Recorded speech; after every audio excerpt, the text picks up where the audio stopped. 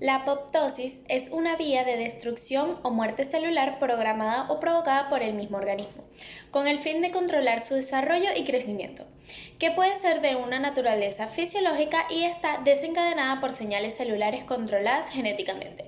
La apoptosis tiene una función muy importante en el organismo, pues hace posible la destrucción de las células dañadas, evitando así la aparición de enfermedades como el cáncer, consecuencia de una replicación indiscriminada de una célula dañada.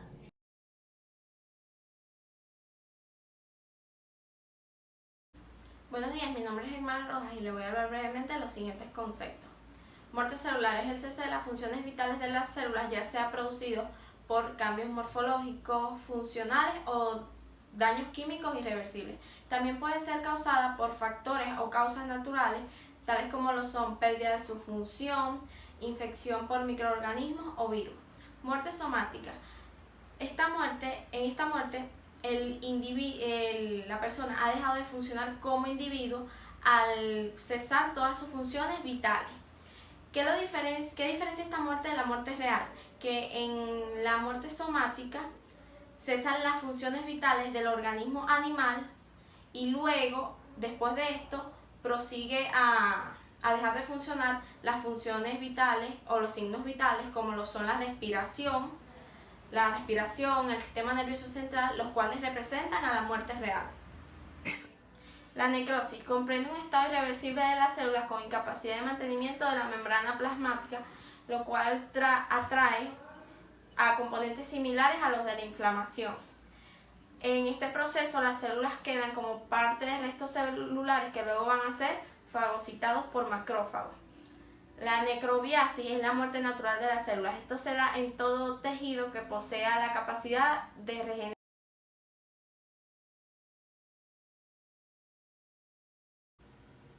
Mi nombre es Mariana Mabriz y hoy voy a hablar de las causas fisiológicas y patológicas de la apoptosis. Las causas fisiológicas: muerte celular producida por los linfocitos T citotóxicos, destrucción programada en la embriogénesis, la atrofia celular producida por la hormona independiente, la pérdida celular en la proliferación celular, por la ausencia de señalización, por la muerte celular de las células inflamatorias y por la muerte de las células infectadas y la eliminación celular.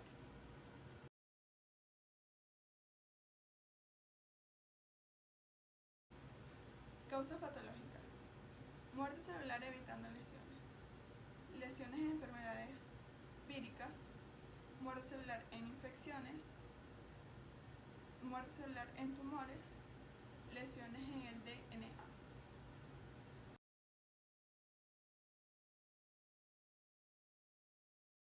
Las características morfológicas de la apoptosis.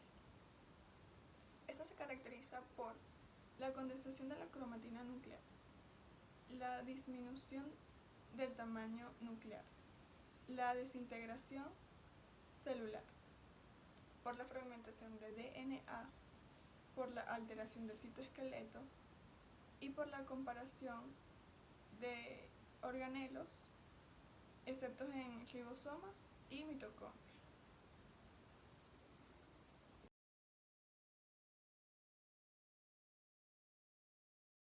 Los mecanismos de la apoptosis. Entender los mecanismos de la apoptosis es crucial, ayuda a entender la patogénesis de las condiciones que resulta de una apoptosis desordenada. Esto a su vez puede ayudar al desarrollo de drogas que hagan blancos en ciertos genes apoptósicos o vías de las mismas. Las capas centrales al mecanismo de la apoptosis ya son tanto iniciadoras como ejecutoras de este proceso de la apoptosis. Hay tres vías por las cuales las capas pueden ser activadas o ejecutadas. Las dos más comunes descritas son las vías de iniciación, que viene siendo la vía intrínseca o la mitocondria, y la vía extrínseca o de receptora de la muerte. Hay una tercera que juntas ahí crean una vía en común, que es la fase de ejecución de la apoptosis. Esta tercera vía que da iniciación, que es menos conocida, es la vía del retículo endoplástico intrínseca. La vía interseca o vía receptora de la muerte de la apoptosis es una vía de los receptores de muerte, como su nombre lo dice, establece conexiones con los espacios extracelulares recibiendo señales proapópticas desde el exterior de las células vecinas. Estas dos son familias de los receptores que se pueden identificar con las características de la proteína FAS o del factor necrótico tumoral, las proteínas transmembrana FAS en su porción intracelular, por supuesto, y el factor intermedio. La vía interseca o vía de la mitocondria, esta se inicia dentro de las células. Estos estímulos o los estímulos que ella genera son daño genético, lo irreparable, la hipoxia, concentraciones extremadamente altas de calcio y un estrés oxidativo severo. Estos son dispersadores de la iniciativa de esta vía. Independientemente de los estímulos de esta vía, es el resultado de una permeabilidad en ella, en la mitocondria, que puede ser aumentada en la liberación de las moléculas que ésta está liberando en esos momentos, las moléculas proapópticas, tales como el citocromo C hacia el citoplasma. Esta vía está estrechamente regulada por un grupo de proteínas que pertenecen a la familia del BCL2. A continuación, los factores que predominan la necrosis, tenemos la isquemia o la falta de oxígeno en el organismo, el traumatismo, también tenemos el uso de toxinas, los agentes infectuosos, las temperaturas extremas, las radiaciones y la autoinmunidad. Y también las mutaciones genéticas como desequilibrio y las nutricionales. Y el uso de esteroides en exceso como bebidas alcohólicas y uso de bifosfato.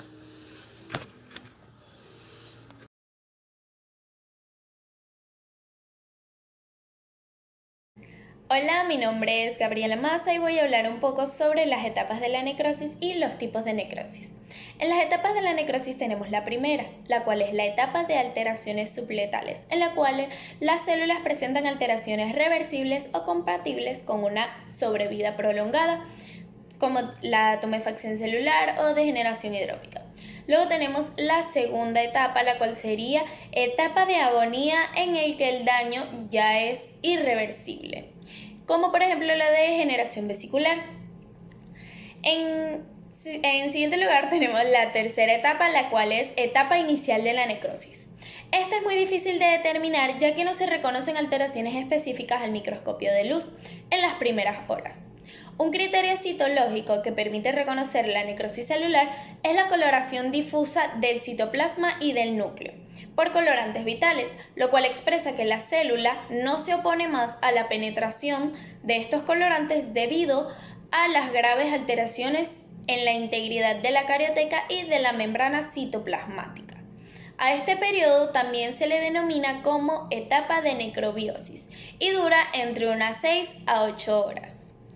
Y por último tenemos la cuarta etapa, la cual es la etapa de necrosis establecida, en la que se reconocen alteraciones del núcleo como pignosis, cariorrexis y cariólisis, y alteraciones del citoplasma como la eosinofilia intensa y pérdida de las estructuras normales como por ejemplo las estriaciones transversales de las células miocárdicas. A este periodo se le denomina etapa de necrofanerosis.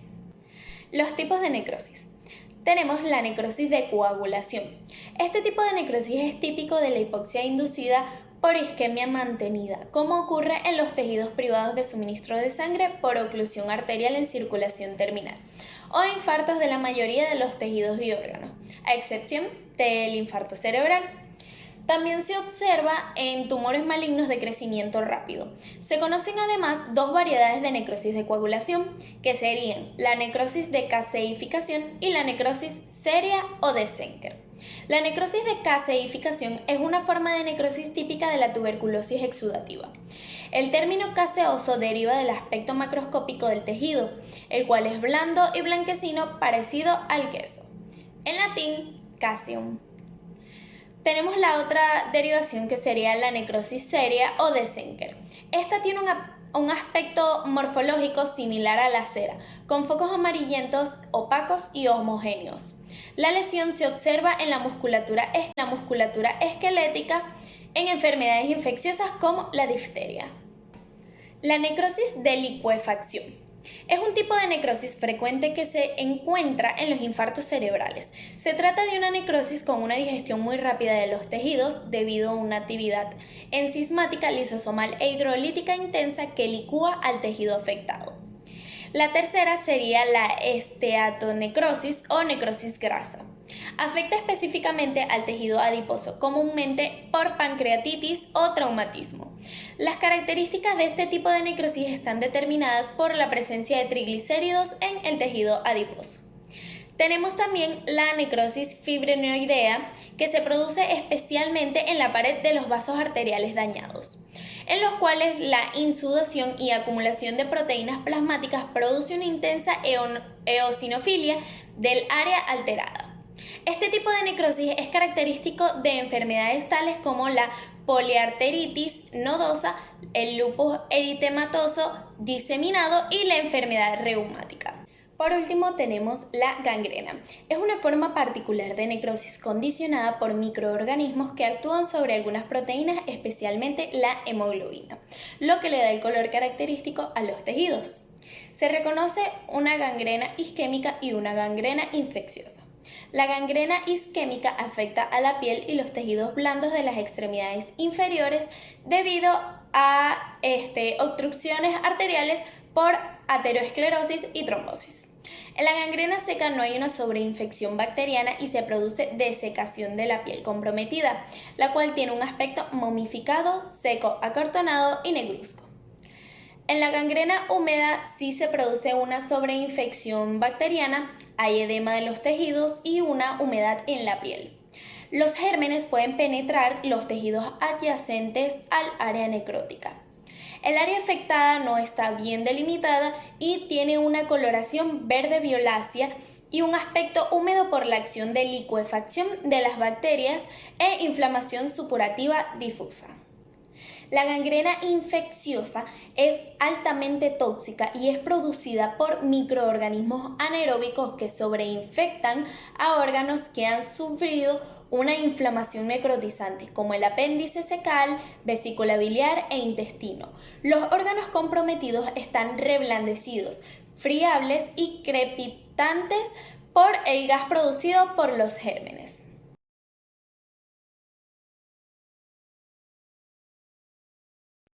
Hola, mi nombre es Fernanda Pérez y les voy a hablar un poco acerca de los efectos de la necrosis. La necrosis es un estado de muerte de un grupo de células, tejidos u órganos debido a la ausencia de suministro sanguíneo. Está caracterizado por tener alteraciones irreversibles que llevan a la ruptura de la membrana citoplasmática y la salida del material intracelular, dejando así una reacción inflamatoria. La alteración del núcleo se observa la pignosis, que se caracteriza por la construcción nuclear y el aumento de la basofilia, la cariólisis, que es la disminución del núcleo, y la cariorexis, que es el núcleo fragmentado. La alteración en el citoplasma es debido a la condensación e intensa eosinofilia, pérdida de estructura y fragmentación. Se desencadena este proceso de la necrosis por acción de toxinas, por falta de oxígeno, debido a una agresión masiva o a alguna situación que genere disminución de ATP. Esta falta de energía provoca que los orgánulos celulares se desorganicen y pueden llegar a causar que el retículo endoplasmático y las mitocondrias se dilaten. La cromatina, donde se encuentra el ADN de la célula, se disuelva y la membrana celular pierde su continuidad y puede llegar a romperse. Otros efectos esenciales de la necrosis son la digestión celular por enzimas líticas que se encuentran dentro de los lisosomas de las células, y estos lisosomas que están en las células muertas o en leucocitos que van a llegar a estas zonas de necrosis causan una reacción inflamatoria. Y la desnaturalización de proteínas intracelulares da el aspecto eosinofilio de estas células muertas. Diferencia entre la necrosis y la apoptosis. Se conoce la apoptosis como un tipo de autodestrucción celular que requiere de energía y síntesis proteica para ser ejecutada. Se relaciona con la homeostasis y la regulación fisiológica del tamaño de los tejidos. Ejerce un papel opuesto al de la mitosis. No tiene liberación del contenido celular para el intersticio y no se observa inflamación alrededor de la célula muerta. Otra importancia es la fragmentación internucleosomal del ADN. Mientras que la necrosis representa un fenómeno degenerativo irreversible causado por una agresión intensa, degradando así estructuras celulares siempre que existan agresiones ambientales severas. También tiene aumento de volumen del citoplasma, pérdida de la estructura de superficie, edema mitocondrial, ruptura de vesiculaciones de la membrana y siempre es patológica. Muchas gracias.